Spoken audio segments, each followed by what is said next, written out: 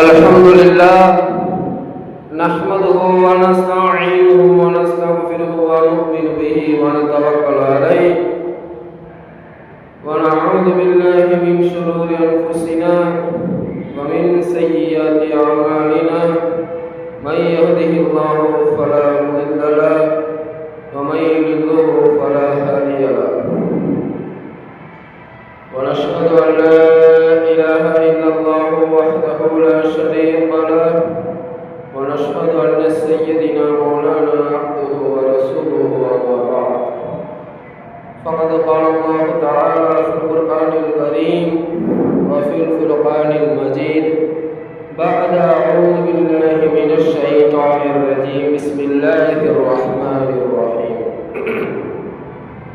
قد أفلح المؤمنون الذين هم في صلاتهم خاشعون والذين هم عن اللغو معرضون والذين هم للزكاة فاعلون إلى الآخرة آية.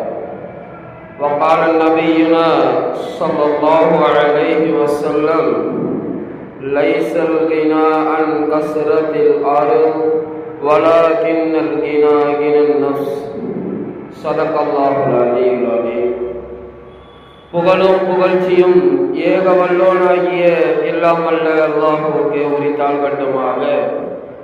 மேலும் அவனுடைய சாந்தியும் சமாதானமும் எம்பெருமானார் ரசூலே கரீம் ஸல்லல்லாஹு அலைஹி வஸல்லம் அன்னவர்கள் மீதும் அன்னாரின் குடும்பத்தார்கள் மீதும் அன்னாரின் அடிச்சுவற்றை அடிப்பிரலாமல் பின்பற்றி வந்த உத்தம சத்திய சஹாபாக்கள், தாபிஈன்கள், தபா தாபிஈன்கள், நாதாக்கள், சுஹதாக்கள், இவ்வுலகில் வாழ்ந்து கொண்டிருக்கக்கூடிய முஃமினான ஆண்கள் பெண்கள் அனைவரின் மீதும் இந்த ஜும்ஆவிற்கு வருகை தந்திருக்கின்ற நம்மவர்கள் மீதும் அல்லாஹ்வுடைய அன்பும் அருளும் என்றென்றும் நின்று நிலவட்டுமாக. ஆமீன். அஸ்ஸலாமு அலைக்கும் வரஹ்மத்துல்லாஹி வபரகாத்துஹு. கண்ணியமிக்க அல்லாஹ்வுடைய நல்லடியார்களே, பொதுவாக நாம் வாழ்ந்து கொண்டிருக்கக்கூடிய இந்த உலக வாழ்க்கையிலே ஒவ்வொரு மனிதனும் ஒவ்வொரு விஷயத்தை தேடி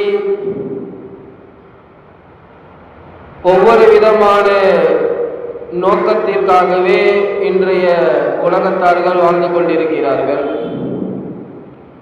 பொதுவாக மனிதர்கள் இந்த உலகத்தில் அதிகம் தேடக்கூடிய விஷயம் என்னவென்று சொன்னால், ஒன்று செல்வமாக இருக்கும், மற்றொன்று பதவியாக இருக்கும். சிலர் புகழையும் தேடுவார்கள். ஆனால் அல்லாஹ் தஆலாவிடத்திலே ஒரு மனிதர் நற்பாக்கியசாலி ஆக வேண்டும் என்பதற்காக அவர் இந்த துனியாவிலே எதை தேட வேண்டும்? இந்த துனியாவிலே ஒரு மனிதர் எத்தனையோ விஷயங்களுக்காக போராடலாம், எத்தனையோ விஷயத்திற்காக அவர் முயற்சி செய்யலாம். ஆனால் ஒரு மனிதனினுடைய உண்மையான முயற்சி, ஒரு முஸ்லிமுடைய, ஒரு முஃமினுடைய, ஈமான் கொண்டவரினுடைய உண்மையான முயற்சி, உண்மையான விஷயம் எதை நோக்கி பயணிக்க வேண்டும் என்று சொன்னால், அவர் அல்லாஹ்வினுடைய பொருத்தத்தை நாடுவதற்காக இந்த உலகத்திலே பயணிக்க வேண்டும். இதில் எந்த ஒரு மாற்று கருத்தும் கிடையாது. அவ்வாறு ஒரு மனிதர் நல்ல அமல்களை எடுக்க வேண்டும், நல்ல அமல்களை செய்ய வேண்டும். தான் வாழ்ந்து கொண்டிருக்கக்கூடிய இந்த உலக வாழ்க்கையிலே எவ்வாறு மார்க்கத்தை சஹாபாக்கள் பின்பற்றினார்களோ, எவ்வாறு நபி அவர்கள் கொண்டு வந்த மார்க்கத்தை இன்றைக்கு நாம் பின்பற்றி கொண்டிருக்கிறோம் என்பதையும் நம்முடைய சற்று கவனத்தில் கொண்டு வர வேண்டும். அருமையானவர்களே, அதாவது நற்பாக்கியவான்கள் என்றால் யார்? நற்பாக்கியசாலிகள் என்றால் யார்? பொதுவாக இந்த உலகத்திலே வாழ்ந்து கொண்டிருக்கக்கூடிய நிறைய முஸ்லிம்களினுடைய சிந்தனை என்னவாக இருக்கிறது என்று சொன்னால், தான் செய்யக்கூடிய ஒரு சில அமல்களை வைத்து நான் நற்பாக்கியசாலி என்று இன்றைக்கு நிறைய முஸ்லிம்கள் நினைத்து கொண்டிருக்கிறார்கள். அது அல்ல நற்பாக்கியசாலி என்பது. நற்பாக்கியசாலிகளினுடைய பட்டியல்களில் நாம் சேர வேண்டும், வெற்றியாளர்கள் என்று அதற்கு அர்த்தம். வெற்றியாளர்கள் என்றால் யார்? அல்லாஹு தஆலா சூரத்துல் முஃமினிலே சொல்வான், கத் அஃப்லஹல் முஃமினூன், ஈமான் கொண்டவர்கள் வெற்றி பெற்று விட்டார்கள். ஈமான் கொண்டவர்கள் வெற்றி பெற்று விட்டார்கள் என்று சொன்னால் யார் ஈமான் கொண்டவர்கள்? யார் ஈமான் கொண்டவர்கள்? ஈமான் கொண்டவர்களினுடைய அடையாளம் என்ன? அவர்களுடைய வாழ்வாதாரம் எப்படி இருக்கும்? இந்த வாழ்ந்து கொண்டிருக்கக்கூடிய இந்த துனியாவிலே வெற்றியாளர்கள் என்று யாரெல்லாம் கணிக்கப்படுவார்கள் என்பதை இந்த ஜும்ஆவிலே நாம் எல்லாம் சற்று விரிவாக பார்க்கலாம். அருமையானவர்களே, நற்பாக்கியசாலிகள், நற்பாக்கியவான்கள் என்ற ஒரு பட்டத்தை நாம் இந்த துனியாவிலே பெற வேண்டும். எவ்வளவோ பட்டங்களை கொடுக்கலாம். இந்த உலகத்தை சுற்றி இருக்கக்கூடிய விஷயங்கள், நடக்கக்கூடிய விஷயங்களில் இன்றைக்கு மனிதர்களுக்கு நிறைய பட்டங்கள் கிடைக்கலாம், நிறைய புகழ்கள் கிடைக்கலாம். ஆனால் அல்லாஹ் தஆலா கொண்டு வந்த அந்த ஒரு நற்பாக்கியவான்கள் என்ற ஒரு பட்டத்தை ஒரு முஃமின், ஒரு முஸ்லிம் இந்த துனியாவிலே பெற்று விட்டார் என்று சொன்னால் அவர்தான் மறுமையினுடைய வெற்றியாளர். அவர்தான் இந்த துனியாவிலும் சரி மறுமையிலும் சரி நற்பாக்கியசாலி என்று அழைக்கப்படுவார். அருமையானவர்களே, சஹாபாக்கள் அப்படிதான். சஹாபாக்கள் அப்படி இருந்தவர்கள் தான். இந்த உலகம் முழுக்க முழுக்க சிரமங்களாலே நமக்கு கொடுக்கப்பட்ட ஒரு விஷயம். இந்த உலகம் இருக்கிறதே, இது சிரமங்களால் கொடுக்கப்படக்கூடிய விஷயம். அதிகமான சோதனைகளை அடையக்கூடிய ஒரு இடம்தான் இந்த துனியா. இந்த துனியாவிலே ஒரு மனிதர் பெயர் எடுக்க வேண்டும் என்பதற்காக, இந்த துனியாவிலே ஒரு மனிதர் புகழை அடைய வேண்டும் என்பதற்காக நிறைய போராட்டங்கள் இந்த துனியாவிலே ஏற்பட்டு கொண்டுதான் இருக்கிறது. ஆனால் அல்லாஹ்விடத்திலே நம்ம என்னங்க செய்யணும்? வெற்றியாளர், நற்பாக்கியவான்கள் என்ற ஒரு பெயரை எடுப்பதுதான் உண்மையான ஒரு விஷயம், அடிப்படையான ஒரு முஸ்லிமுடைய நோக்கமாக இருக்க வேண்டும். அருமையானவர்களே, சஹாபாக்கள் எவ்வாறு துஆ செய்வார்கள் என்று சொன்னால், யா அல்லாஹ், தங்களுடைய விதியை நிர்ணயித்தது அல்லாஹ் தஆலா. எப்படிங்க? தங்களுடைய விதியை நிர்ணயிப்பது அல்லாஹ் தஆலா. ஆனால் சஹாபாக்களினுடைய துஆ எவ்வாறு இருக்க வேண்டும் என்று சொன்னால், சஹாபாக்களினுடைய துஆ எப்படி இருக்கும் என்று சொன்னால், யா அல்லாஹ், நற்பாக்கியவான்களினுடைய பட்டியலில் இருந்து எங்களுடைய பெயர் இருந்தால் அதை அவ்வாறே வைத்துக்கொள். எப்படிங்க? நற்பாக்கியசாலிகளினுடைய பட்டியலில் எங்களுடைய பெயர் இருக்குன்னு சொன்னா அதை அப்படியே வச்சிருயா அல்லாஹ், அதனுடைய அமல்களை இன்னும் விரிவுபடுத்து, அதனுடைய அமல்களை இன்னும் அதிகரித்து கொடு. இப்படிதான் துஆ செய்வார்கள். துர்பாக்கியசாலியினுடைய பட்டியல்ல எங்களுடைய பெயர் இருந்துச்சுன்னு சொன்னா அதுல இருந்து எங்களை பாதுகாத்தியா அல்லாஹ் என்று சஹாபாக்களினுடைய துஆவா இருக்குது. அருமையானவர்களே, நற்பாக்கியம் என்றால் என்ன? துர்பாக்கியம் என்றால் என்ன? ஒரு முஸ்லிம் இந்த உலகத்துல நற்பாக்கியசாலியாக இருக்க வேண்டுமா அல்லது துர்பாக்கியசாலியாக இருக்க வேண்டுமா என்பதை நாம் பார்க்க வேண்டும். பொதுவாக அரபியிலே சயீத் என்று சொல்வார்கள். நற்பாக்கியசாலி என்றால் என்னன்னு சொன்னால் அரபியிலே சயீதும்பாங்க. துர்பாக்கியசாலி என்று சொன்னால் சாயிதும்பாங்க. சஹாபாக்கள் அப்படிதான் துஆ செய்வாங்க, யா அல்லாஹ், எங்களை சயீதா விடு. இந்த துனியாவுல நாங்க வாழக்கூடிய இந்த வாழ்க்கைய எங்களுக்கு எப்படி கொடுக்கணும்? நாங்க எப்படி வாழணும்? நற்பாக்கியவான்களாக இந்த துனியாவுல நாங்க வாழணும். எதுங்க நற்பாக்கியம், எது நற்பாக்கியம், எது துர்பாக்கியங்கிறதையும் நம்ம கவனிக்கணும். இந்த உலகம் கிடைச்சிடுச்சுன்னு சொன்னா அது நற்பாக்கியம். பொதுவா உலகத்தார்களினுடைய கருத்து இப்படிதான். நாம இந்த உலகத்துல என்னென்ன விஷயங்கள் எல்லாம் ஆசைப்படுறோமோ, இந்த உலகத்துல என்னென்ன விஷயங்கள் எல்லாம் நம்ம கேட்கிறோமோ அது எல்லாம் நமக்கு கிடைச்சிடுச்சுன்னு சொன்னா நம்ம எல்லாம் நற்பாக்கியவான்கள். எது கிடைக்கலையோ அவர் துர்தஷ்டசாலி. எப்படிங்க? எது கிடைக்கலன்னு சொல்றதோ அது அவர் என்ன, அவர் ஒரு துர்பாக்கியசாலி. எனக்கு எதுவுமே கிடைக்கல, இந்த துனியால நான் ஆசைப்பட்ட விஷயங்கள் எதுவுமே கிடைக்கல, அது எல்லாம் உலக வாழ்க்கை. உலக வாழ்க்கை என்பது நற்பாக்கியசாலி என்ற ஒரு பட்டம் அவருக்கு கிடைக்க வேண்டும் என்று சொன்னால் அவருடைய உள்ளம் சீராக இருக்க வேண்டும். அல்லாஹ்விடத்திலே வெற்றியாளர், அதற்குண்டான தயாரிப்புகளை மட்டும்தான் அவர் செய்ய வேண்டும். இந்த உலகமும் உலகம் சார்ந்த பொருளும் எனக்கு கிடைக்கல, அதனால நான் என்னதுங்க துர்பாக்கியசாலி என்று இன்றைக்கு நிறைய மக்கள் கருதுறாங்க. அது அல்ல, அடிப்படை விஷயம் அது அல்ல. அருமையானவர்களே, இது ஒரு அற்பமான ஒரு துனியா. அலி ரலியல்லாஹு அன்ஹு அவங்க இடத்துல அம்மார் இப்னு யாசிர் என்ற ஒரு சஹாபி அவங்க கேட்கிறாங்க, இந்த உலகத்தை பத்தி அலி ரலியல்லாஹு அன்ஹு அவங்க அம்மார் இப்னு யாசிருக்கு என்ன சொல்றாங்க, ஒரு விளக்கம் சொல்றாங்க. பொதுவா இந்த உலகம் 6 பொருட்களை கொண்டுதான் ஆனது. இந்த உலகம் 6 வகையான பொருட்களை கொண்டுதான் ஆனது. அந்த இன்பத்தை தான் இன்றைக்கு மக்கள் என்ன செய்யறாங்க, சுவைத்துக் கொண்டு இருக்கிறாங்க. ஆனால் அதனுடைய ஆழம் தெரிந்து விட்டது என்று சொன்னால் கண்டிப்பாக மக்கள் இந்த துனியாவே என்ன செஞ்சிருவாங்க, வெறுத்துருவாங்க. அதுல 6 விஷயத்துல முதலாவது ஒரு விஷயம் என்னன்னு சொன்னா உண்ணுதல், உண்ணக்கூடிய உணவு வகைகள். 2வது குடிக்கக்கூடிய பானங்கள். 3வது உடுத்தக்கூடிய ஆடை. 4வது நம் உடலில் பூசக்கூடிய நறுமணம். 5வது நாம் உபயோகிக்கக்கூடிய வாகனம். 6வது மனைவிமார்கள், பெண்கள் என்று அலி ரலியல்லாஹு அன்ஹு சொல்றாங்க. இந்த 6 விஷயத்தினுடைய விளக்கத்தையும் அலி ரலியல்லாஹு அன்ஹு சொல்றாங்க. இந்த உலகத்துல எத்தனையோ வகையான உணவு வகைகள் இருக்கலாம். எப்பவுமே இது சஹாபாக்களுடைய காலத்துல அலி ரலியல்லாஹு அன்ஹு சொன்னது. அதுலேருந்து ஒரு 1400 வருடங்களுக்கு பிறகு இன்னைக்கு நம்ம பார்க்கிறோம் எத்தனையோ வகையான உணவுகள் வந்துருச்சு. இந்த உலகத்துல எவ்வளவோ சிறந்த உணவுகள், பெரிய பெரிய உணவுகள், வகை வகையான உணவுகளையும் இந்த சமூகம் பார்த்து கொண்டுதான் இருக்கிறது. நாமும் ஆங்காங்கே பார்த்து கொண்டுதான் இருக்கிறோம். இந்த உலகத்துல நிறைய வகையான உணவுகள் இருக்கு. ஆனால் உணவுகளிலேயே சிறந்த உணவு எதுன்னு சொன்னா தேன் தான் அப்படின்னு அலி ரலியல்லாஹு அன்ஹு சொல்றாங்க. அலி ரலியல்லாஹு அன்ஹு அவங்களுடைய ஒரு கூற்று எந்த அளவு அம்மார் இப்னு யாசிர் அந்த சஹாபிக்கு விளக்கம் வைக்கிறாங்கன்னு பார்த்தா, உலகத்திலேயே எத்தனை வகையான உணவுகள் இருந்தாலும் சிறந்த உணவு தேன் தான். எப்படிங்க, அல்லாஹ் சொல்லக்கூடிய ஒரு விஷயம் என்னதுங்க, இந்த உலகத்திலே சிறந்த உணவு அல்லாஹ் தஆலா தேனை தான் படைச்சிருக்கான். அந்த தேன் எதனுடைய மூலமாக உருவாகிறது என்று பார்த்தால் அது ஒரு பூச்சியின் மூலமாக உருவாகிறது. அதனால அது என்னது, அது ஒரு அற்பமான ஒரு விஷயம். தேன் இனிமையா இருக்கும், ஆனா அது உருவாகக்கூடிய இடம் ஒரு பூச்சியினுடைய எச்சியில் இருந்து வருகிறது அப்படின்னு சொன்ன பாருங்க. இந்த உணவுங்கிறது இந்த உலகத்துல பெரிய அளவு ஒண்ணு இல்லை. இன்னைக்கு இந்த உலகத்துல இந்த உணவை நம்ம பெருசா பார்க்கிறோம், பெரிய அளவுல நீங்க பாக்குறீங்க. ஆனா உணவு உங்களுக்கு எப்படி வேணாலும் இருக்கலாம். ஆனா அந்த உணவு எப்படி சிறந்த உணவே தேன். அந்த தேன் எதுல இருந்து உருவாகுது, ஒரு பூச்சியினுடைய எச்சியில இருந்து அந்த தேன் உருவாகுது என்று சொல்லி அலி ரலியல்லாஹு அன்ஹு விளக்கம் கொடுக்கிறாங்க. 2வது என்னது, தண்ணீரை பத்தி சொல்றாங்க.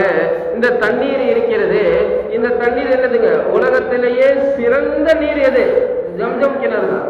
சிறந்த தண்ணீர் எது, ஜம்ஜம் கிணறு தான். எத்தனையோ குடிபானங்கள் இருந்தாலும் சிறந்த ஒரு குடிநீர் உலகத்துல இந்த தண்ணீர் தான். ஆனா இந்த தண்ணீரை அல்லாஹ் தஆலா மனிதனுக்கு மட்டும் கொடுக்கல, மனிதனுக்கு மட்டும் கொடுக்கல. மனிதன் என்ன செய்யறான், இந்த தண்ணி நமக்காக படைக்கப்பட்டது, நாம் அருந்தக்கூடிய விஷயம் நினைச்சுக்கிட்டு இருக்கிறான். ஆனா மனிதனுக்கு மட்டும் இந்த தண்ணியை கொடுக்கல. அல்லாஹ் தஆலா தாவரங்களுக்கும் இந்த தண்ணீரை கொடுத்திருக்கிறான், விலங்குகளுக்கும் மரம் செடிகளுக்கும் இந்த தண்ணீரை கொடுத்திருக்கிறான். இதுல இன்னும் உங்களுக்கு பெருமை அப்படின்னு அலி ரலியல்லாஹு அன்ஹு சொல்றாங்க. 3வது உடுத்தக்கூடிய ஆடையை பத்தி சொல்றாங்க. இந்த உலகத்துல வகை வகையான எவ்வளவோ விலை உயர்ந்த நீங்க ஆடைகளை உயர்த்தலாம். ஆடைகள்லயே சிறந்த ஆடை பட்டுக்கள் இருக்கக்கூடிய ஆடை, பட்டு ஆடை. ஆனால் அந்த பட்டு எதுல இருந்து நெய்யக்கூடிய விஷயம், ஒரு புழுவில் இருந்து பட்டு என்ன செய்யப்படுகிறது, நெய்யப்படுகிறது. நீங்க பட்டினுடைய ஆடையை நிறைய விலை கொடுத்து வாங்கலாம். ஆனால் அதனுடைய ஆரம்பம், அதனுடைய மூலப்பொருள் ஒரு புழுவில் இருந்து வருகிறது. இதுவும் ஒரு அற்பமான ஒரு விஷயம் அப்படிங்கிறாங்க. நறுமணத்தை பத்தி சொல்றாங்க. நீங்க எவ்வளவு விலை உயர்ந்த நறுமணத்தை வேணாலும் தடவலாம். ஆனா நறுமணங்கள்லேயே சிறந்த நறுமணம் கஸ்தூரி. அந்த கஸ்தூரி எதுல இருந்து எடுக்கப்படுகிறது என்று பார்த்தால் நீங்க அந்த கஸ்தூரி தடவுறதே செஞ்சிருவீங்க, விட்டுருவீங்க. அது நிறைய விலங்குகளினுடைய தோள்களில் இருந்து, உரோமங்களில் இருந்து, கொம்புகளில் இருந்து எடுக்கப்படக்கூடிய விஷயம் தான் கஸ்தூரி. உலகத்துல சிறந்ததாக இருக்கலாம், ஆனால் அதனுடைய மூலப்பொருள் இதுதான். இப்படின்னு ஒரு விளக்கம் கொடுக்குறாங்க. 5வதா நீங்க உபயோகிக்கக்கூடிய வாகனம், பயன்படுத்தக்கூடிய வாகனம். அந்த காலத்துல சஹாபாக்கள் அதிகமா பயணிக்கக்கூடிய வாகனம் எதுன்னு பார்த்தா குதிரை தான், குதிரை தான். அந்த குதிரையை வைத்துதான் அவங்க வாகனத்தில் அதிகமா பயணிப்பாங்க. இந்த குதிரை இருக்கிறது, இது உங்களுக்கு வாகனமாகவும் அமையலாம். போர்க்களத்துல இதனோடு சேர்ந்து நீங்க என்ன செய்யலாம், ஷஹீதாவும் ஆகலாம். இதுல உங்களுக்கு என்ன பெருமை இருக்கு அப்படிங்கிறாங்க. 6வதா பெண்கள், உங்களுடைய மனைவிமார்கள். இந்த உலகத்துல பெண்கள் மனைவிமார்களை நீங்க பெரிய அளவுல நீங்க பாக்குறீங்க.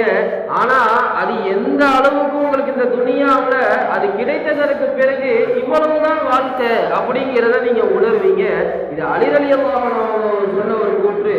2 சிறுநூறு துவாரமும் ஒன்று சேரக்கூடிய ஒரு அற்பமான ஒரு விஷயம் தான் என்னதுங்க, இந்த பெண்கள் அப்படின்னு ஒரே வார்த்தையில என்ன செஞ்சுட்டாங்க, அலி ரலியல்லாஹு அன்ஹு அவங்க முடிச்சிட்டாங்க. அருமையானவர்களை நம்ம சிந்திச்சு பார்க்கணும். இந்த துனியாவுல நமக்கு எதுவும் கிடைக்கல, இந்த துனியால நம்ம எல்லாமே என்னது நமக்கு கிடைத்த மாதிரி எதுவுமே அமையல அப்படின்னு நம்ம நினைக்க கூடாது. அது அல்ல ஒரு முஸ்லிமுடைய ஒரு வாழ்க்கை, ஒரு முஸ்லிமுடைய ஒரு கண்ணியம், ஒரு முஸ்லிமுடைய ஒரு வாழ்க்கை, ஒரு முஸ்லிமுடைய அமல்கள் எப்படி இருக்கணும்னு சொன்னா முழுக்க முழுக்க நம்முடைய உள்ளம் அல்லாஹ்வின் புறம் ருஜூ ஆக வேண்டும், அல்லாஹ்வின் பக்கம் திரும்புவதற்காக இருக்க வேண்டும். அப்பதான் சொல்லுவாங்க, பெருமானார் அவங்க சொல்லி காட்டுவாங்க, உலகத்துல எதுங்க நர்பாக்கியம், எது நர்பாக்கியம், இந்த உலகத்துல நர்பாக்கியசாலி யார் அப்படின்னு பார்த்தா இரண்டே விஷயம் தான். முதலாவது ஒரு விஷயம், எல்லா நிலைகளிலுமே ஒரு முஸ்லிமுடைய உள்ளம் சமநிலையாக அமைதியை பெறுகிறது என்று சொன்னால் அவர்தான் இந்த உலகத்துல நர்பாக்கியசாலி. எல்லா நிலையிலும் எந்த ஒரு சோதனைகள் வந்தாலும் சரி, எவ்வளவு பெரிய கஷ்டங்கள், எவ்வளவு பெரிய பிரச்சனைகள் வந்தாலும் சரி, ஒரு முஸ்லிமுடைய உள்ளம் சகீனத்தாக இருக்கிறது, ஒரு முஸ்லிமுடைய உள்ளம் மன அமைதியை ஏற்படுத்துகிறது. எல்லா நிலையிலும் ஒரு மனிதர் ஒரே நிலையை மேற்கொள்கிறார், மன அமைதியை விரும்புகிறார் என்று சொன்னால் கண்டிப்பாக அவர்தான் இந்த உலகத்தில் என்னதுங்க நர்பாக்கியசாலி. இரண்டாவது ஒரு விஷயம், ஒரு மனிதர், ஒரு முஸ்லிம் மரணிக்கும் பொழுது அவர் ஈமானோடு மரணிக்க வேண்டும், கலிமாவோடு மரணிக்க வேண்டும். இந்த இரண்டு விஷயங்கள் ஒரு முஸ்லிம் இடத்துல இருக்குதுன்னு சொன்னா அவர் தான் நர்பாக்கியசாலி. அதாவது இப்னு தைமியா என்ற ஒரு மிகப்பெரிய ஒரு அறிஞர், அவங்க இப்னு தைமியா மிகப்பெரிய ஒரு அறிஞர். எப்படிப்பட்டவங்கன்னு சொன்னா நிறைய கிதாபுகள் எழுதியிருக்கிறாங்க, நிறைய ஹதீஸினுடைய விளக்கங்கள் கொடுத்திருக்கிறாங்க. ஒரு மார்க்க விஷயத்திற்காக தவறான விஷயங்கள் சொல்லிட்டாங்கிறதுக்காக அவங்கள அப்ப இருக்கக்கூடிய அந்த அரசு என்ன செஞ்சிருச்சு, அவங்கள சிறையில் அடைச்சிட்டாங்க.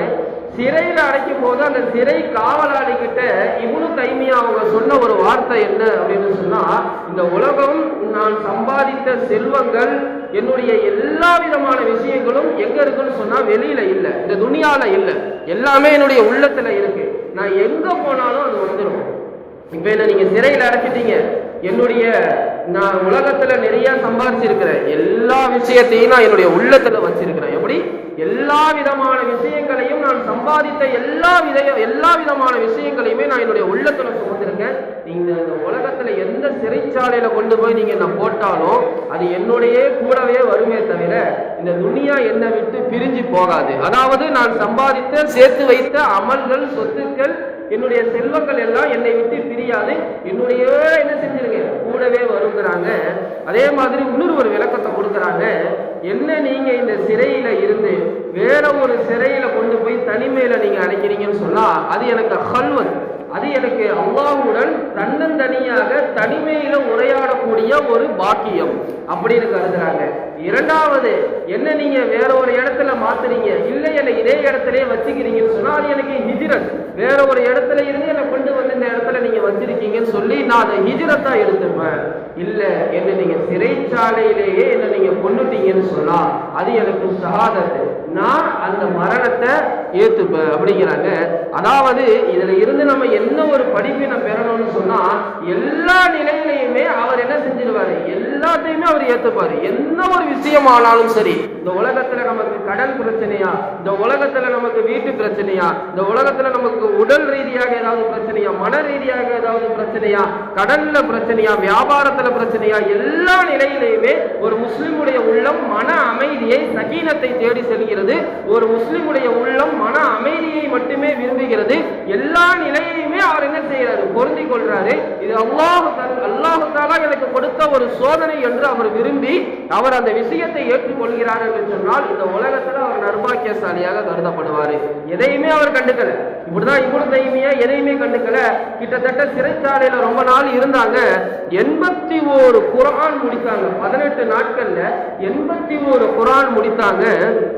இதுதான் அவங்களுடைய ஒரு விஷயம். ஏன்னா அவங்களுடைய உள்ளத்தை என்ன செஞ்சுட்டாங்க, குர்ஆனோடு தொடர்பு ஏத்துக்கிட்டாங்க. இந்த உலகத்துல அந்த சிறைச்சாலையில அந்த அறையில யாருமே இல்லைன்னு அவங்க என்ன செய்யல, கவலை கொள்ளல. அந்த இடத்துல அவங்க என்ன செஞ்சுட்டாங்க, தன்னுடைய தனிமையை குர்ஆனோடு ஒப்பிட்டாங்க, தன்னுடைய தனிமையை குர்ஆனோடு கழித்தாங்க. அல்லாஹ் என்னுடன் பேசிக் கொண்டிருக்கிறான் என்கிற அந்த ஒரு கோட்பாடு நிலையான முறையில அந்த சிறைச்சாலையில அவங்க கழித்தாங்க. அருமையானவர்களை நம்ம சிந்திச்சு பார்க்கணும். இதுதான் பெரியார்களினுடைய வரலாறு, இதுதான் பெரியார்களினுடைய ஒரு தன்மை. இந்த மாதிரி தான் அவங்களுடைய உள்ளம் பயணிக்கும். இன்னைக்கு நம்ம ஒரு சில விஷயத்திற்காக நம்ம என்ன செய்யறோம், மனம் தளர்ந்து போயிடுறோம். ஆனால் எல்லா நிலையிலுமே அவங்க என்ன செஞ்சுட்டாங்க, எவ்வளவு பெரிய சோதனைகள் வந்தாலும் எவ்வளவு பெரிய கஷ்டங்கள் வந்தாலும் முழுக்க முழுக்க அவங்க என்ன செஞ்சுட்டாங்க, மன அமைதியை மட்டுமே, உள்ளத்தை சரியான முறையில நேர்கொண்டுட்டாங்க. அருமையானவர்களே, இந்த துனியால நம்ம நற்பாக்கியசாலியாக ஆகணும்னு சொன்னா முதலாவது ஒரு விஷயம் என்னன்னு சொன்னா, நம்முடைய உள்ளம் நாம் என்ன செய்யணும், குர்ஆனோடு தொடர்பு இருக்க வேண்டும். அல்லாஹ்வினுடைய வேதத்தோடு குர்ஆனோடு நம்முடைய உள்ளம் என்னங்க செய்யணும், தொடர்புல இருக்கணும். ஒரு ஆலிம் இடத்துல வந்து கேட்கிறாங்க, இந்த துனியால எனக்கு மன அமைதி ஏற்படுதுன்னா நான் என்ன செய்யணும் அப்படின்னு சொல்லும்போது அந்த ஆலிம் என்ன செய்யறாங்க, 3 விஷயத்த சொல்றாங்க. முதலாவது விஷயம் என்ன அப்படின்னு சொன்னா, உங்களுக்கு தாய் தந்தை இருக்கிறாங்களா, உங்களுக்கு பெற்றோர் இருக்கிறாங்களா, அந்த பெற்றோரை நீங்க என்ன செய்யுங்க, அந்த பெற்றோருக்கு நீங்க ஹிதுமத்து செய்யுங்க, அந்த பெற்றோருக்கு நீங்க பணிவிடை செய்யுங்க, அவங்கள உதாசீனப்படுத்தாதீங்க அப்படிங்கிறாங்க. இரண்டாவது, இரவுல நீங்க விழித்தீங்கன்னு சொன்னா 2 ரக்காத்தாவது, குறைந்தபட்சம் 2 ரக்காத்தாவது நீங்க என்ன செய்யுங்க, தஹஜ்ஜுடைய தொழுகையை தொழுவுங்க. மூன்றாவது விஷயத்தை சொன்னாங்க, குர்ஆனை பார்க்காம நீங்க ஒரு நாளும் நீங்க என்ன செஞ்சிடாதீங்க, கடந்துடாதீங்க. குர்ஆனை பார்க்காம, குர்ஆனோட பேசாம, குர்ஆனை தொடாம, குர்ஆனை முத்தமிடாம, குர்ஆனை கட்டி தழுவாம நீங்க என்ன செஞ்சிடாதீங்க, ஒரு நாளை கூட நீங்க என்ன செஞ்சிடாதீங்க, கழிச்சிடாதீங்கிறாங்க. இந்த விஷயத்தை ஒரு மனிதர் கடைபிடிச்சிட்டாருன்னு சொன்னா, ஒரு மனிதர் குர்ஆனோடு தொடர்பை ஏற்படுத்திக்கிட்டாருன்னு சொன்னா கண்டிப்பா இந்த உலகத்தில் அவர்கள் நற்பாக்கியசாலி. அவரை விட அவருக்கு எவ்வளவு பெரிய சோதனைகள் வந்தாலும் அவர் என்ன செஞ்சிருவாரு, அவருடைய உள்ளம் என்னதுங்க, நேரான பாதையை மட்டும்தான் தேடி செல்லும். அவர் எந்த ஒரு நேரத்திலையும் அவர் என்ன செஞ்சிட மாட்டாரு, மனம் தளர்ந்துட மாட்டாரு. அருமையானவர்களே, குர்ஆனுடைய தொடர்பை நம்ம அதிகமா நம்ம ஏற்படுத்தணும். ஹஜ்ஜாஜ் இப்னு யூசுப்ங்கிற ஒரு மன்னர், அவங்க ஒரு சில நேரத்துல நிறைய அநீதமான விஷயங்கள் எல்லாம் ஏற்படுத்தக்கூடிய ஒரு ஆட்சியாளர். அவங்க என்ன செஞ்சிட்டாங்க, ஒரு மனிதரை தவறான முறையில் என்ன செஞ்சிட்டாங்க, ஒரு தீர்ப்பு வழங்குறதுக்காக, தண்டனை கொடுக்கறதுக்காக கூட்டிட்டு வந்துட்டாங்க. அந்த மனிதர் சொல்றாரு, நான் இந்த தவறை செய்யல. அப்ப இருக்கக்கூடிய ஒரு சட்டம், அங்க இருக்கக்கூடிய அந்த காலத்துல இருக்கக்கூடிய ஒரு சட்டம் என்ன அப்படின்னு சொன்னா, அப்போ யாரெல்லாம் ஒரு கூட்டம் தப்பு செஞ்சா, ஒருத்தர் தப்பு செஞ்சா அந்த கூட்டத்துல யாருக்கு வேணாலும் தண்டனை கொடுக்கலாம். ஒரு தவறு செஞ்சா அந்த கூட்டத்துல யாரெல்லாம் இருக்கிறாங்களோ அவங்க யாருக்கு வேணாலும் நம்ம தண்டனை கொடுக்கலாம் அப்படின்னு ஒரு சட்டம் அந்த காலத்துல இருந்தது. அந்த நேரத்துல அவங்க சொன்னாங்க, குர்ஆன், அவங்க அதிகமா குர்ஆன் ஓதக்கூடிய நபர் போல, அந்த நபர் அதிகமான குர்ஆனுடைய தொடர்பு இருக்கக்கூடிய ஒரு நபர் போல அவங்க ஒரு விளக்கத்தை கொடுக்குறாங்க. இப்படிதான் யூசுப் அலைஹிஸ்ஸலாம் அவங்களுடைய வரலாறு, அது ஒரு நீண்ட வரலாறு. அவங்களுடைய சகோதரர்களை விட்டு யூசுப் அலைஹிஸ்ஸலாம் அவங்க ஒரு நாட்டினுடைய அரசர் ஆகிறாங்க. அதற்கு பிறகு தானியங்கள் வாங்குவதற்காக வரும் பொழுது அவங்களுடைய சகோதரரான புன்யாமீனை அவங்க மீட்டு எடுக்க வேண்டும், தன்னுடனே வைத்துக் கொள்ள வேண்டும் என்று சொல்லி ஒரு சில விளையாட்டுகள் எல்லாம் விளையாடி தங்களுடைய அந்த புன்யாமீனை என்ன செஞ்சாங்க, வைப்பதற்காக ஒரு சில சூட்சமமான விஷயங்கள் எல்லாம் செய்வாங்க. இந்த விளக்கத்தை அவங்க கொடுக்கும் பொழுது, இதே மாதிரி தான் நீங்க எனக்கு அநீத இழக்கிறீங்க, அப்போ இது குர்ஆனுடைய வாழ்க்கை கிடையாது, இது குர்ஆனுடைய சட்டம் கிடையாதுன்னு அவங்க அந்த விளக்கத்தை கொடுக்கும்போது அந்த ஹஜ்ஜாஜ் இப்னு யூசுப் சொன்னாங்க, குர்ஆனை கொண்டு நீங்க என்ன செஞ்சிட்டீங்க, என்ன வாயடிக்க வச்சுட்டீங்க. குர்ஆனை கொண்டு, அல்லாஹ்வுடைய வேதத்தை கொண்டு நீங்க என்ன செஞ்சிட்டீங்க, என்ன நீங்க வாயடிக்க வச்சுட்டீங்க அப்படிங்கிறாங்க. அருமையானவர்களை சிந்திச்சு பார்க்கணும், நாம் இன்றைக்கு குர்ஆனோடு எவ்வளவு தொடர்போடு இருக்கிறோம், குர்ஆனுடைய தொடர்பு நமக்கு எவ்வளவு இருக்கிறது, எப்ப கடைசியா நம்ம குர்ஆன் ஓதணும், நம்ம கடைசியா எப்ப குர்ஆனை கேட்டோம், கடைசியா நம்ம எப்ப குர்ஆனை எடுத்து நம்ம ஓதணுங்கிறத பார்த்தா பாருங்க, அதே நிலையில நமக்கு மௌத்து வந்துருச்சு, அதே நிலையில நமக்கு மௌத்து வந்துருச்சு. சில நபர்கள்லாம் 10 வருடம் 20 25 வருடம் ஆயிடுச்சு குர்ஆனை எடுத்து, குர்ஆனை பார்த்து 20 25 வருடம் ஆயிடுச்சு. இன்னைக்கு நம்ம உபயோகிக்கக்கூடிய நம்முடைய வாகனங்களா இருக்கட்டும், நம்ம உபயோகிக்கக்கூடிய செல்போன்களா இருக்கட்டும், இன்னைக்கு அந்த விஷயத்திற்குலாம் நம்ம என்ன செய்யறோங்க, அவ்வளவு முக்கியத்துவம் கொடுக்கிறோம், அவ்வளவு முக்கியத்துவம் கொடுக்கிறோம், அதை அந்த அளவுக்கு பாதுகாத்துக்கிறோம். ஆனா நம்ம தினந்தோறும் எடுத்து ஓதக்கூடிய அல்லாஹ்வினுடைய திருமறை குர்ஆனுக்கு நம்ம என்ன செய்யறோங்க, ஒரு முக்கியத்துவம் கொடுக்கறது கிடையாது. முழுக்க முழுக்க என்னதுங்க, தூசியோடு தான் நம்ம வீட்டில் இருக்கக்கூடிய அந்த அறைகள்ல ஒடுக்கப்பட்டதுக்கே தவிர மற்றபடி உள்ளத்திலேயே என்னதுங்க இல்லை, குர்ஆன் இல்லை. அதை எடுத்து ஓதக்கூடிய அளவுக்கு இன்னைக்கு நிறைய நபர்களுக்கு உள்ளங்களும் வரல. அருமையானவர்களை சிந்திச்சு பார்க்கணும். இது என்ன பெரியார்களுடைய வாழ்க்கை அப்படி இல்லை, சஹாபாக்கள் அப்படிப்பட்டவர்கள் அல்ல. நாம் எப்படி இருக்க வேண்டும், எப்படி எல்லாம் நமக்கு மார்க்கத்தை செதுக்கி கொடுத்திருக்கிறார்கள். ஆனால் இன்றைக்கு நாம் நம்முடைய வாழ்க்கை இந்த துனியாவுல முழுக்க முழுக்க துனியாவினுடைய தேவைக்காக மட்டும்தான் ஓடிக்கொண்டிருக்கிறோமே தவிர அல்லாஹ் என்ன வாழ்க்கையை வாழ சொல்லியிருக்கிறான், இந்த மார்க்கம் எதை விரும்புகிறது என்பதை இன்றைக்கு நிறைய முஸ்லிம்கள் அந்த சிந்தனையை என்ன செய்து விட்டார்கள், இழந்து விட்டார்கள். அருமையானவர்களை சிந்திச்சு பார்க்கணும். இரண்டாவது விஷயத்தை சொல்றாங்க, எல்லா நிலையிலையுமே நம்ம என்னங்க செய்யணும், உண்மையை மட்டுமே பேசணுங்கிறாங்க.